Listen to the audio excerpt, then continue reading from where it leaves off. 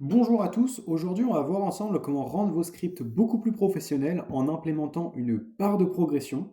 Donc cette barre de progression va donner diverses informations, déjà une information visuelle, esthétique, qui va nous permettre de voir voilà, visuellement où en est notre code, et aussi des informations plus techniques, plus numériques, telles que le pourcentage de progression, le temps restant en secondes, etc. Donc alors la première chose à faire, c'est d'importer, et donc, du coup de pip install si ce n'est pas déjà fait, TQDM qui va être du coup le package que nous allons utiliser. Et dans ce package-là, nous allons utiliser la fonction TQDM. Alors ce que je vais faire, c'est que je vais simuler une action qui va prendre quelques secondes. Donc là, for i in range 10,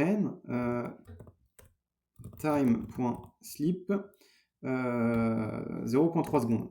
Et ensuite, après, à la fin, on va print OK. Donc là, ce que je simule, c'est voilà, une opération qui se répète 10 fois et qui dure à chaque fois 0.3 secondes. Donc forcément, ici, vous aurez du coup votre bloc de code et ça peut être beaucoup plus long, hein. Bien évidemment, c'est juste que pour les besoins de la vidéo, voilà, je préfère que ce soit court. Donc là, ce qui se passe, c'est que je n'ai aucune information quant à l'avancement de ma boucle for. Donc voilà, je ne sais pas où est-ce que ça en est, j'ai pas de progression. Donc là, ça va que forcément pour les besoins de la vidéo, c'est très court. Mais si c'est quelque chose qui prend beaucoup de temps, j'aimerais avoir des informations dessus.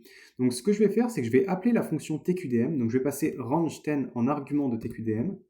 Et si je fais ça, même sans rien modifier, sans ajouter plus ample détail dans la fonction TQDM, vous allez voir que je vais directement avoir voilà, cette barre de progression qui est déjà mieux que rien, hein. Je vais vous montrer comment l'améliorer tout ça, mais déjà, c'est déjà une bonne base. Et c'est quelque chose qui, comme vous le voyez, est très simple à faire. Vous avez juste à placer une fonction dans une boucle for et c'est fait.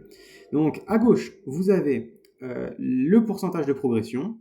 Ici, vous avez le nombre d'étapes, du coup 10. Si là, je l'augmente à 20, vous allez voir que ça va passer à 20. Voilà.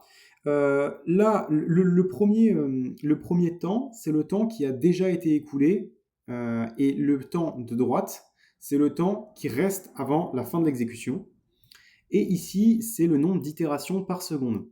Parce que, du coup, j'ai moins de... j'ai plus qu'une itération par seconde. Donc là, on a 3 itérations par seconde, mais vous allez voir que si par exemple j'augmente le time sleep à 2 secondes, je vais plus avoir le nombre d'itérations par seconde, mais le nombre de secondes par itération. Parce que là, sinon, ça voudrait dire que j'ai 0.5 itérations par seconde. Donc du coup, vous allez voir qu'il va me mettre 2 secondes par itération. Voilà, c'est ce qu'on voit là. Et donc, comme vous le voyez, là, voilà, la progression en mouvement, 32 secondes restantes, déjà 8 écoulées. Voilà. Donc, maintenant, je vais vous montrer comment améliorer un petit peu cette fonction. Donc, ce qu'on va faire, premièrement, c'est que cette barre-là, on peut la changer de couleur. Donc, la couleur, admettons, on veut du bleu à la place du rouge. Si je run ça, voilà, ma barre sera bleue. Donc, ça, c'est la première chose.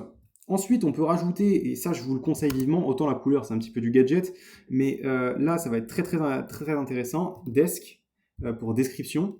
Et là, vous allez pouvoir mettre un titre à votre barre.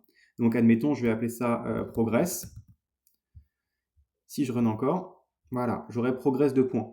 Pourquoi est-ce que c'est important? Parce que si vous avez un grand code avec beaucoup de pipeline et beaucoup du coup de TQDM et que vous voulez avoir vraiment une image précise de ce qui se passe dans votre code, si vous nommez pas vos étapes, bah, vous allez être perdu tout simplement. Donc c'est très simple et c'est le plus pratique, on va dire.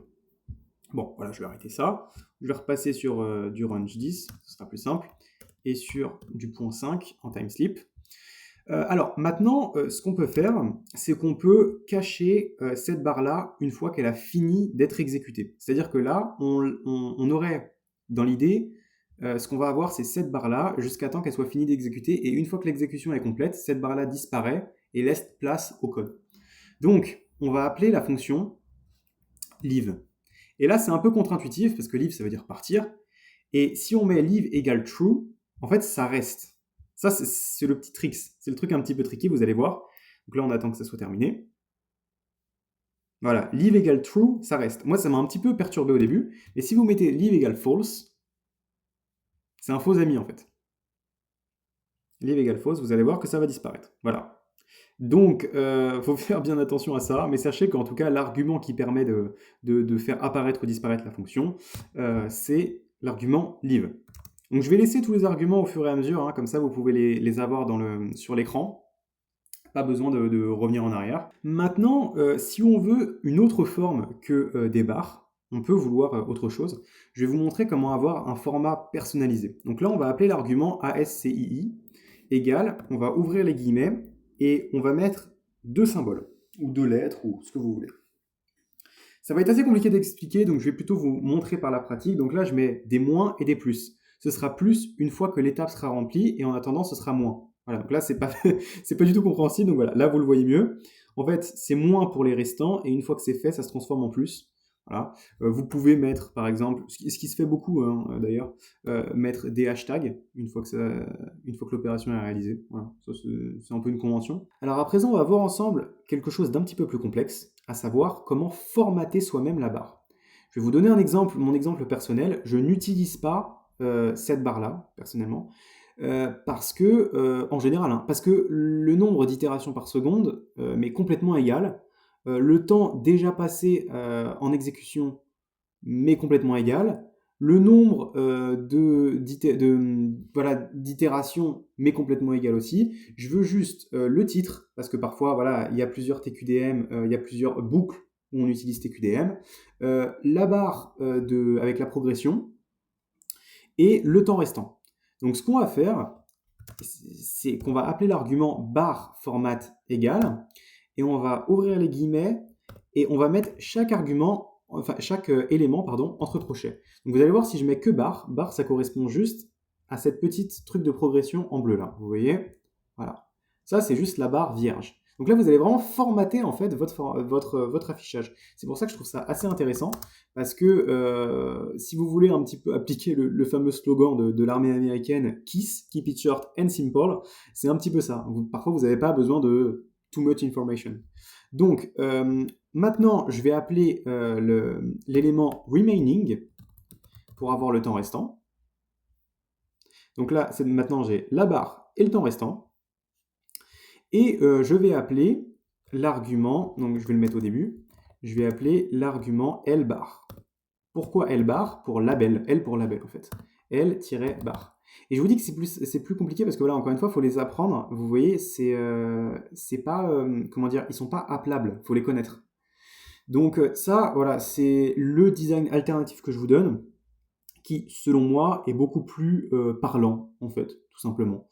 Donc, parce que voilà, là, on a un truc qui est très très court, mais si je veux run un truc sur plusieurs heures, voilà, on n'a pas forcément envie d'avoir trop d'informations. Là, voilà, c'est simple. On a notre petit titre, notre petite barre de progression et le temps restant.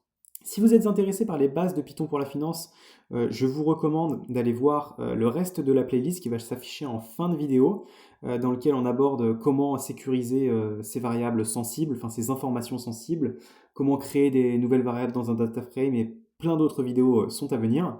De même, si vous êtes intéressé par l'algo trading ou bien même le deep learning appliqué à la finance, n'hésitez pas à me suivre parce que très prochainement, de nouvelles vidéos sortiront, des vidéos dans lesquelles nous utiliserons l'API de MetaTrader 5 pour passer des ordres et créer des stratégies tout simplement d'algo trading. Donc sur ce, je vous souhaite une très bonne journée et à la prochaine.